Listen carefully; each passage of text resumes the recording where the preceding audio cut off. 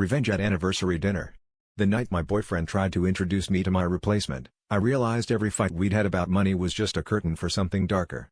We were supposed to be celebrating our 2-year anniversary, but he'd insisted on splitting the bill at a place way out of my price range, which had become his new favorite move.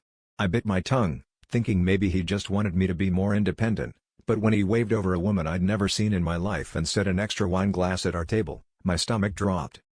He introduced her as a business partner, but the way she smiled at him, like she already knew every inch of his apartment, told me everything. I watched her hand linger on his shoulder a little too long, her laugh a little too practiced.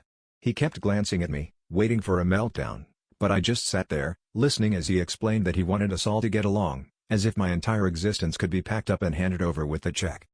Suddenly, it hit me, it was never about rent or groceries or who forgot to pay for gas.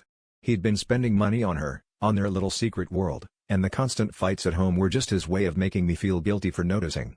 My face burned with anger and humiliation, but underneath it all was a weird sense of relief. I wasn't crazy, and every accusation he'd thrown at me was projection. Before he could finish his speech about expanding horizons, I stood up, took my glass, and poured the wine into his lap. The woman gasped, but he just sat there, stunned, and I realized he'd never expected me to fight back.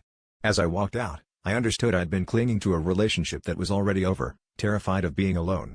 The real betrayal wasn't just him cheating, it was how much of myself I'd given up trying to save something that only existed in my head.